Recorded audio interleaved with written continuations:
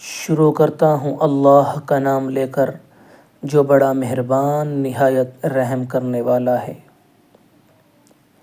حضرت ابو ہریرہ رضی اللہ عنہ سے روایت ہے کہ رسول اللہ صلی اللہ علیہ وسلم نے فرمایا، جو لوگ کہیں بیٹھیں اور انہوں نے اس نشست میں نہ اللہ کو یاد کیا اور نہ اپنے نبی صلی اللہ علیہ وسلم پر درود بھیجا،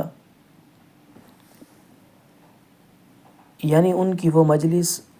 اور نشست ذکر اللہ اور صلاۃ علی النبی صلی اللہ علیہ وسلم سے بالکل خالی رہی، تو قیامت میں یہ ان کے لیے حسرت و خسران کا باعث ہوگی، پھر چاہے اللہ ان کو عذاب دے اور چاہے معاف فرما دے اور بخش دے۔ حضرت علی مرتضیٰ رضی اللہ عنہ سے روایت ہے کہ رسول اللہ صلی اللہ علیہ وسلم نے فرمایا،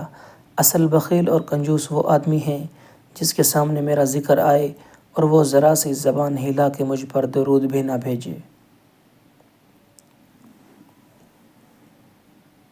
تشریح مطلب یہ ہے کہ عام طور پر سے بخیل ایسے آدمی کو سمجھا جاتا ہے جو دولت کے خرچ کرنے میں بخل کرے، لیکن اس سے بھی بڑا بخیل اور بہت بڑا بخیل وہ آدمی ہے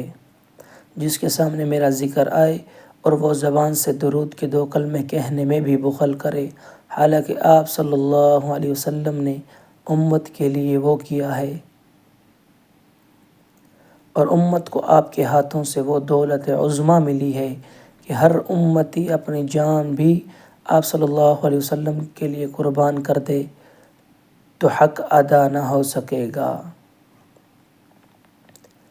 پیارے دوستو، مزید اس طرح کی احادیث سننے کے لیے اس چینل کو سبسکرائب اور لائک ضرور کریں۔ جزاک اللہ۔